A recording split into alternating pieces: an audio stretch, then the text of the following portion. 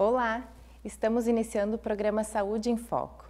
Hoje num formato um pouquinho diferente, em virtude das circunstâncias e da necessidade de afastamento físico, transmitiremos o programa com a participação online dos nossos convidados. Eu me chamo Franceliane Benedetti, sou nutricionista, professora da graduação em nutrição e no mestrado profissional em saúde materno-infantil. Hoje falaremos sobre o tema alimentação infantil, desafios em tempos de pandemia. E para abordar esse tema teremos uma convidada muito especial, a apresentadora e nutricionista Gabriela Capim.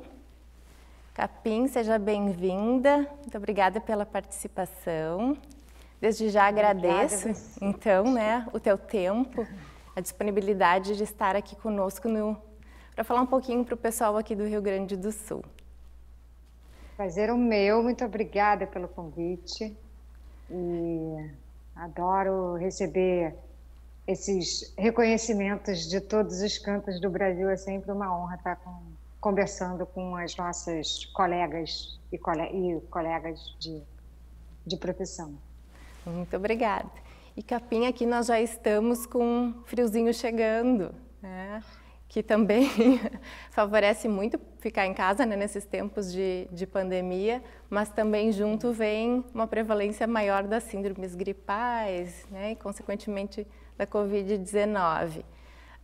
Estamos até aqui bem organizados nessa questão da pandemia, mas muitos municípios com bandeira vermelha, que é o que a gente tem aqui no estado, outros com bandeira laranja, amarela, mas estamos caminhando, mas nossas crianças, assim como vocês, acredito, ainda estão em casa. Então, queria te ouvir um pouquinho aí no Rio, como é que estão? Cara, aqui no Rio, assim, eu confesso que eu fico preocupada e tensa, porque a gente ainda está com um número muito alto, de infectados e também um número considerável de mortes por dia, e as coisas já estão voltando.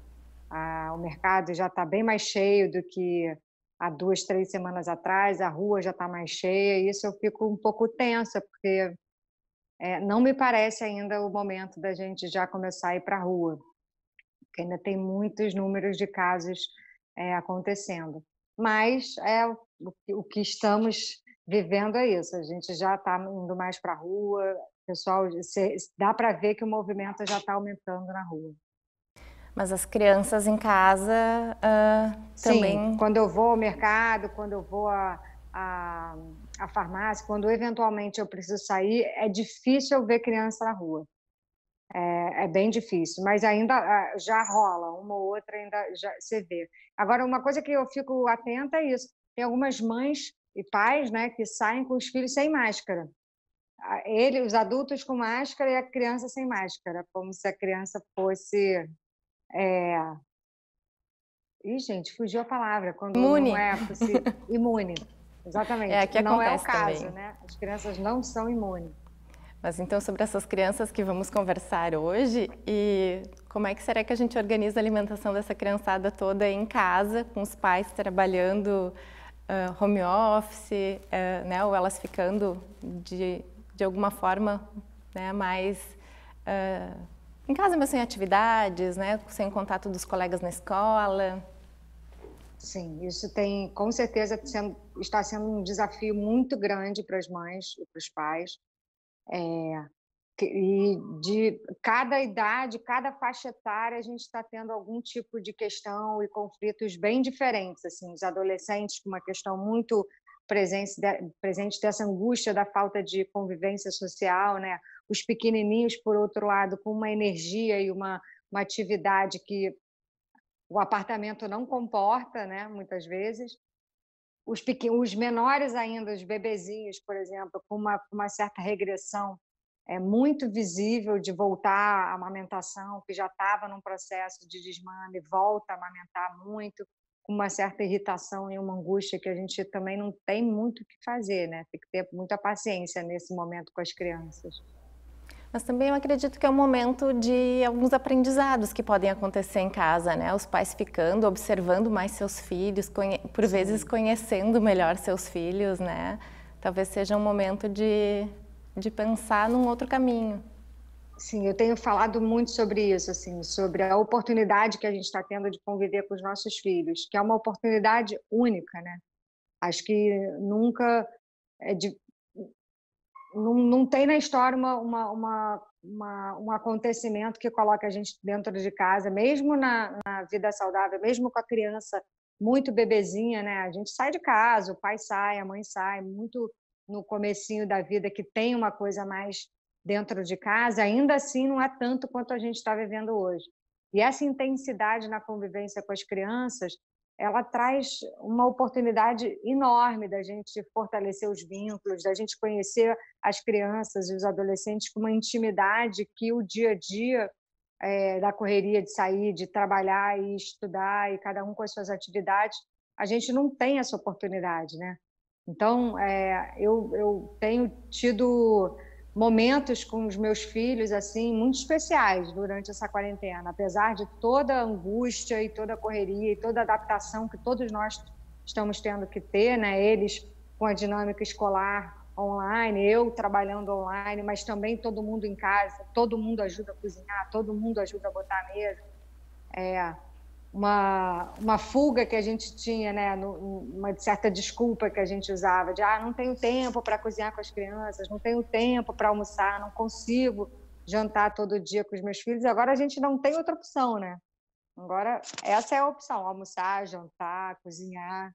As crianças estão aí, então é uma ótima oportunidade da gente trazer eles para perto nesses momentos. Então até a gente tem um exemplo da Manu, que está convivendo mais com a família. Eu acho que ela tem uma pergunta bem interessante para fazer para a gente. Oi, tia Capim, meu nome é Manu, eu tenho 7 anos. Com essa pandemia, eu comecei a comer alimentos novos e bem saudáveis. Eu queria perguntar para você se você não tem uma dica para dar para os pais para ajudar os filhos a comer alimentos novos. Beijo, tchau. Temos essa dica. Então, tem várias dicas, assim. Uma delas, que eu brinco, eu boto muita pilha para as crianças fazerem, é tipo um desafio. Propor para as crianças que elas se desafiem a experimentar um alimento novo por dia. E aí pode ser um pedaço pequenininho. Eu no consultório, quando eu estou no consultório, eu carimbo o dedão das crianças no papel, assim, é o tamanho da porção de experimentação. E aí o desafio é experimentar um pedacinho só, do tamanho do dedão, por dia.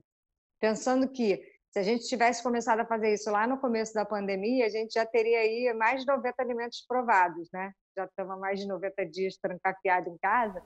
Então, é uma brincadeira que tira um pouco o compromisso da criança ter que gostar, ter que comer, mas cria uma rotina, uma dinâmica de experimentação constante.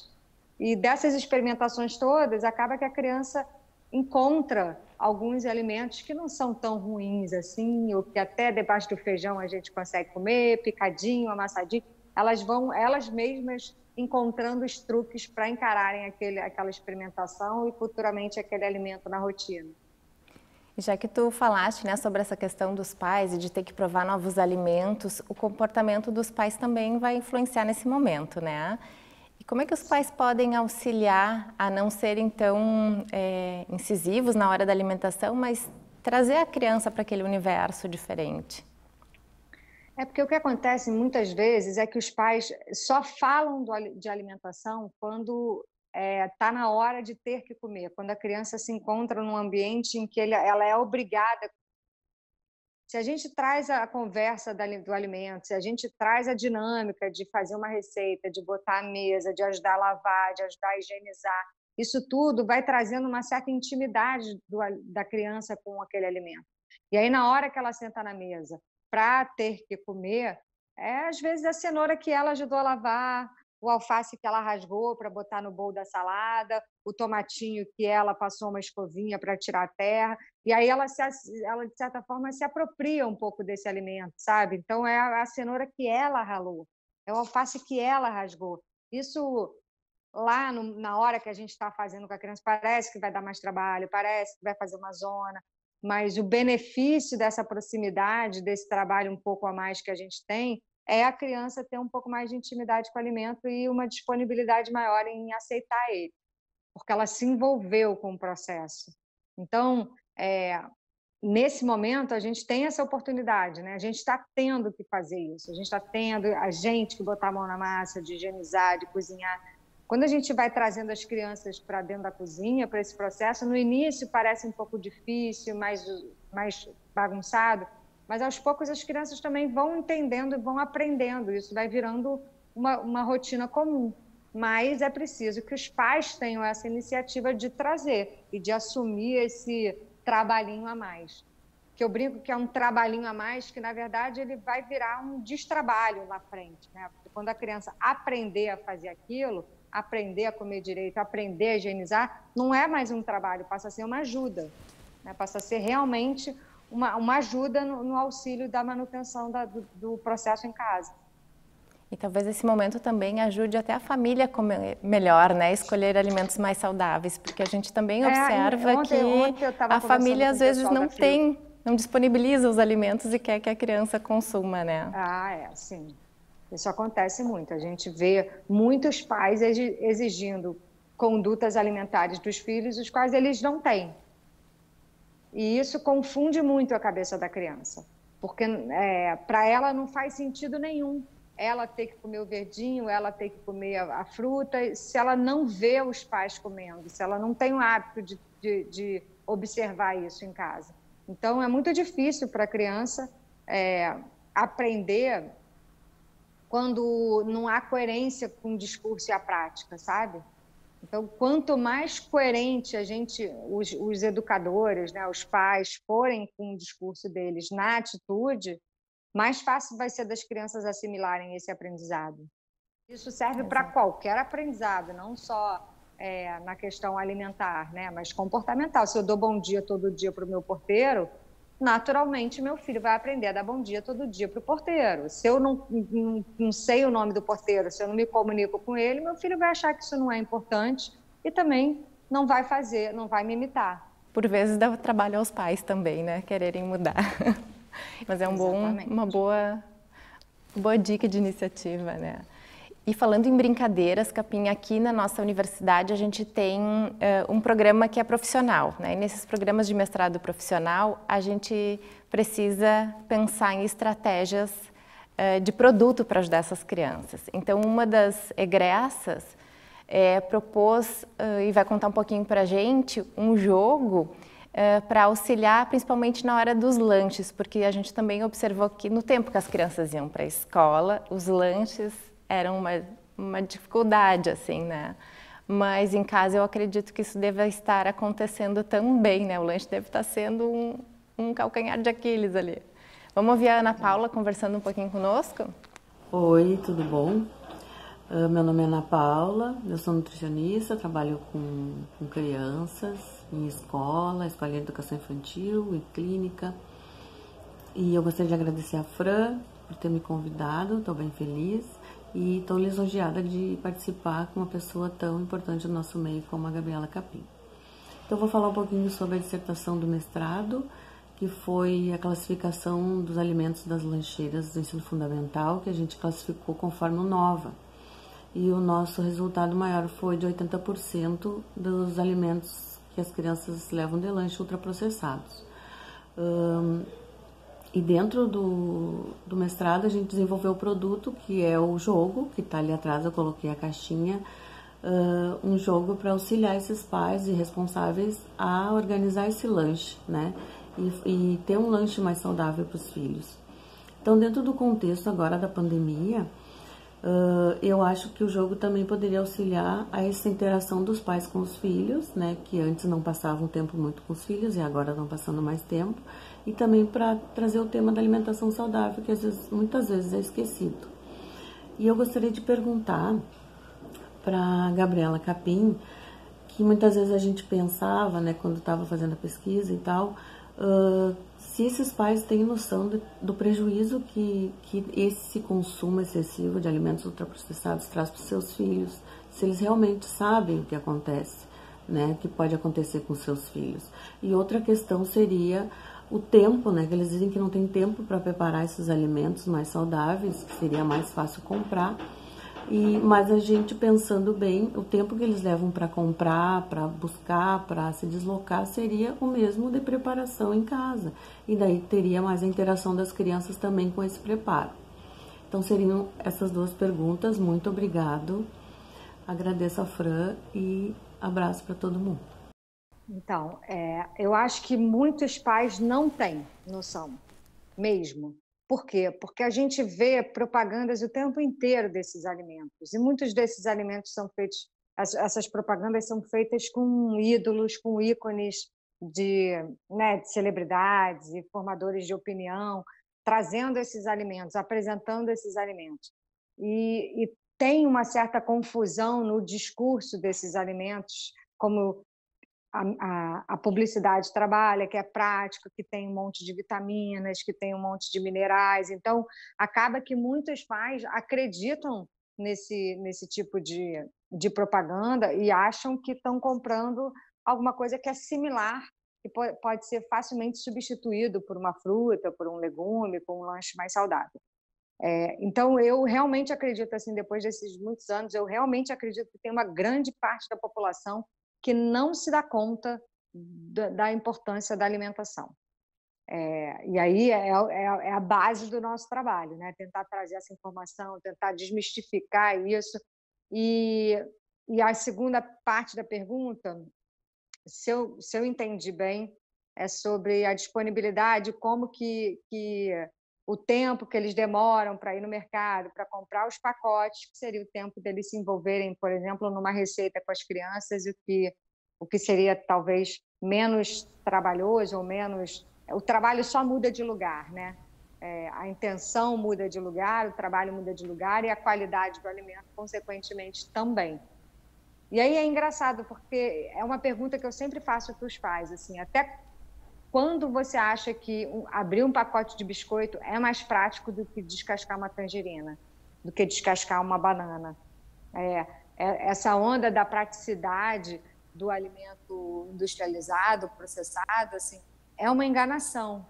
Se a gente parar para pensar, muitas vezes o alimento saudável ele é mais fácil, ele é mais prático de comer. Eu posso comer uma cenoura crua, inteira, eu pegar a cenoura na geladeira e isso ser o meu lanche, junto com suco, junto com uma fruta, com um queijinho, qualquer, entendeu? Então, assim, essa questão da praticidade da embalagem, a gente não pode parar de cansar de falar disso, porque quanto mais a gente falar, mais a gente mostrar, né? Quanto mais a gente tiver numa dinâmica de eu não posso falar para minha filha beber água se ela não me vê bebendo água todos os dias. Isso não é uma conduta prática e habitual minha.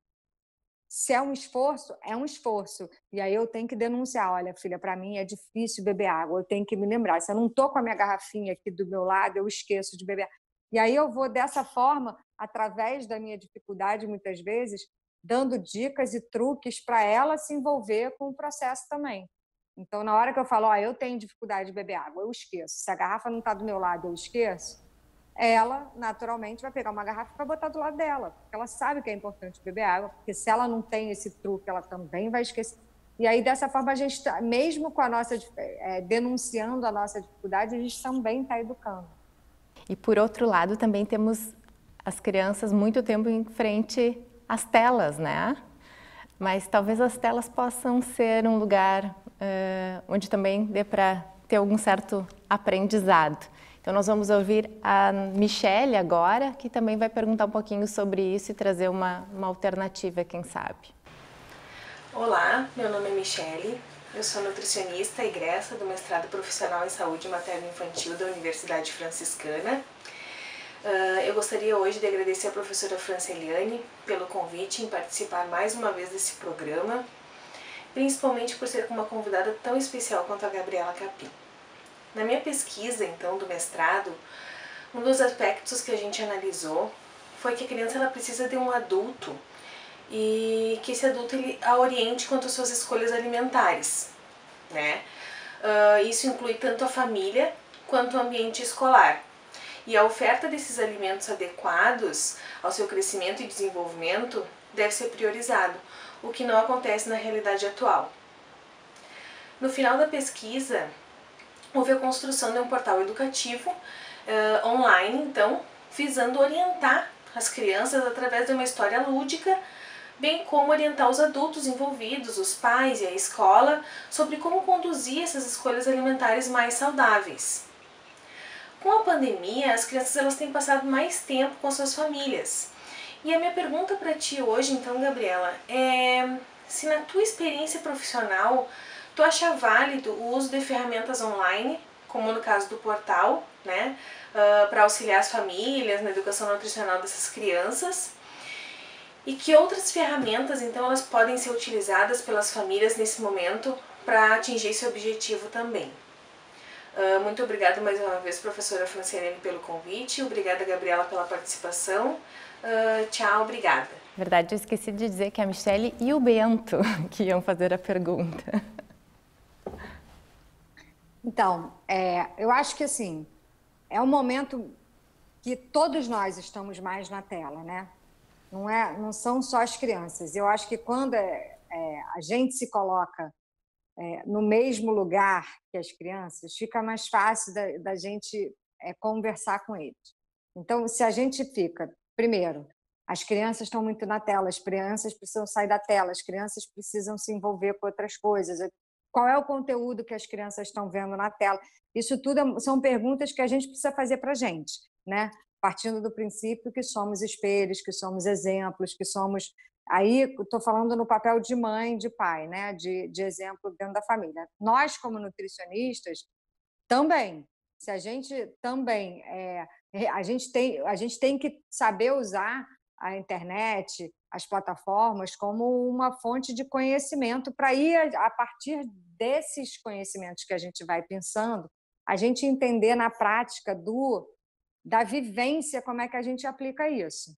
Porque não adianta a gente ficar tendo muita informação através das telas e não conseguir encontrar uma forma de estimular que se aplique na prática isso. Né? Então, por exemplo, buscar receitas na internet. Não, né, a criança com resistência a comer. Cara, vai lá na internet, você escolhe alguma receita para a gente fazer. Qualquer receita. Isso é uma forma da gente estar estimulando a busca, a independência, a autonomia da criança, mas trazendo para uma atividade mais concreta, mais da vivência mesmo, e não só na tela. Então, qualquer plataforma, qualquer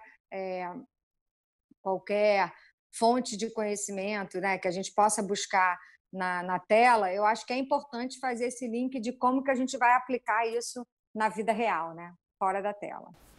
Ai, que aí a gente faz o link com a comida de verdade mesmo, não é a comida que está na tela. Ótimo. Não tem como fugir, né? Os pais vão sempre acabar participando de alguma forma e sendo exemplo. Não tem... Acho que essa é uma dica que não tem como fugir, né? Gente, a gente está falando de educação. A gente a gente ter uma alimentação saudável é uma questão educacional, é comportamento, a gente sim, na hora que a gente tem que educar uma criança, a gente vai ter trabalho. Não tem como não ter trabalho para educar. Terceirizar tudo cria crianças com referências que não são as dos pais, que a gente não sabe de onde veio, e valores que a gente não tem controle. Então, na hora que a gente está trabalhando com uma família, atendendo uma família, a gente tem que trazer para esses pais à tona o valor desse alimento. Voltando lá àquela pergunta, né? Como é que nós, como nutricionistas, a gente tem que tentar influenciar diretamente esses pais, acolhendo as crianças, envolvendo as crianças sempre, mas quem vai estar em casa no dia a dia com a criança é o pai e a mãe. Se a gente não consegue mudar o valor deles, se a gente não consegue trazer essa consciência para os pais, a gente vai falar ali, vai entrar para um ouvido, sair para o outro, vai chegar em casa e esse valor não vai estar imbuído nos pais, não vai passar para as crianças. É muito difícil responsabilizar as crianças pela sua própria alimentação, né? Os responsáveis realmente são quem Mas isso cuida, é né? engraçado, porque na maioria dos casos, quando a gente recebe uma família no consultório ou agora, né, na prática online, o discurso dos pais está sempre voltado na responsabilidade das crianças. Porque eles não querem, porque eles não gostam, porque eles só fazem cara feia, porque eles dão chilique, porque eles dizem não, porque eles que escolhem o que eles vão comer. As crianças têm realmente essa autonomia e essa autoridade em cima do que elas podem escolher para comer? Não dá para a gente botar essa responsabilidade nas crianças. Ele não experimenta, ele não quer. Aí eu volto a pergunta para os pais, mas quem tá dando? Quem está liberando, ao invés de comer o prato de arroz e feijão, né, o prato lá de 5 cores, está liberando um suco, um pacote de biscoito? Quem é que está fazendo isso? Não é? A criança escolhe diante das opções que a gente oferece. Capim, lá no início da pandemia, eu acho que até tinha uma questão, né, de nós vamos, né, as exceções, vai ter exceção porque é um tempo diferente, as crianças, né, vão ficar nesse período e corre o risco dessa exceção virar rotina e que perigos, né, essa exceção vão trazer para essas crianças no dia a dia. Isso é uma questão muito importante que você colocou, porque o nosso equilíbrio nutricional e o nosso equilíbrio espiritual, psicológico, físico, ele se dá na hora que a gente consegue equilibrar o que é a rotina e o que é a exceção. Com certeza, essa dinâmica que você coloca, assim, ela realmente aconteceu. No começo da pandemia era tudo novo, era tudo uma exceção, a gente não entendia muito bem. Mas passou o primeiro mês, a gente já está no terceiro, né? Daqui a pouco estamos entrando no quarto mês. Peraí, a gente vai ter que encontrar uma rotina, a gente vai ter que encontrar de novo onde está o lugar da exceção e onde está o lugar da rotina, porque senão a pandemia inteira vai virar uma exceção. Aí são 4 meses de exceção, não vai dar certo, vão ter muitos prejuízos. A gente sabe que a obesidade infantil já estava num número bem assustador e ela está crescendo durante a pandemia, porque as crianças estão ainda menos, né, fazendo ainda menos atividade física, ainda mais na tela, e mais acesso à prateleira e à geladeira. Então, tem que cuidar mesmo do que está na despensa, do que está na geladeira. Porque é isso, as crianças não estão mais o tempo fora de casa. E tem muitas crianças com um índice de ansiedade muito alto e querendo comer o tempo inteiro e pedindo comida o tempo inteiro. Os adultos passam por isso, né? Muitos adultos cobrem a ansiedade com o alimento e as crianças estão fazendo a mesma coisa, assim. Então, tem que mesmo prestar atenção e equilibrar o que é rotina e o que é exceção e trazer para o nosso novo universo que está estruturado agora com essa questão da pandemia. Bom, a gente está quase finalizando o tempo, então eu gostaria que tu comentasse um pouquinho, se pudesse dar algumas dicas para os pais que estão em casa, que estão vivendo esses momentos de ansiedade, com as crianças pedindo comida o tempo inteiro, ou que estão mais na exceção do que na rotina. Acho que assim, tem algumas questões que eu acho que são fundamentais, né? Essa que a gente colocou agora no final, que é estabelecer o que é uma rotina e o que é exceção. Eu sei que às vezes fica difícil da gente sacar qual é o dia da semana em que estamos, né? Porque final de semana e semana virou tudo uma coisa só, mas como as crianças estão, de certa forma, uma rotina escolar, eu acho que vale a pena investir nisso. O que é rotina, o que é exceção e organizar essa nova rotina. Depois, ou junto, né? A questão do envolvimento da criança no processo da alimentação, que pode ser desde o planejamento do cardápio até passando pela lista de compra, pela higienização, armazenamento dos alimentos, preparação. Então, o pré-preparo da receita, muitas vezes a criança consegue participar, picando, tirando, né, abrindo a embalagem de alguma coisa que a gente vai usar, descascando alguma coisa que a gente vai precisar. Então, assim, tem muitas etapas entre o alimento sair da cabeça da gente, quero comer um salpicão, até isso virar um salpicão, tem muitas etapas, e muitas dessas etapas as crianças podem participar. esse envolvimento, assim, nesses mais de 20 anos que eu trabalho com crianças, envolver as crianças no processo assim, para mim, o que mais funciona, sabe? Mas tem que ter um envolvimento real dos pais nesse processo, né? Os pais têm que estar ali achando minimamente legal tá fazendo isso, mesmo que seja um esforço. É um esforço porque eu preciso passar por isso, porque ele precisa comer melhor, porque a gente precisa se organizar melhor. A gente vai fazendo o esforço, daqui a pouco esse esforço vira uma coisa mais natural, mais fluida na dinâmica do dia a dia. Bem, então, gostaria de te agradecer muito pela participação, né? Agradecer a tua disponibilidade de tempo, dizer que as informações foram riquíssimas, com certeza os pais em casa também vão aproveitar. Muito obrigada e tomara que passem aí por um tempo de pandemia que seja curto, mas que passem bem. Muito obrigada. Muito obrigada a vocês pelo convite, foi um prazer. Fico aqui à disposição e quando eu estiver aí pelo Sul, a gente marca uma visita. Ai, a gente está louca para te ter aqui, mas eu acho que vamos aguardar um pouquinho, mas terá oportunidades, com certeza. Quando tiver tudo liberado, eu vou com certeza. Ai, muito obrigada. Obrigada. Beijo. Pessoal, então hoje conversamos sobre a alimentação das crianças nesse tempo de pandemia. Observamos, né, que há um caminho ainda pela frente, que precisaremos mudar algumas rotinas, repensar nossas práticas, porque esses cuidados com as crianças agora repercutirão no futuro. Então, agradeço a participação, né, dos nossos convidados e ficamos, então, até um próximo programa. Nos vemos. Então, muito obrigada.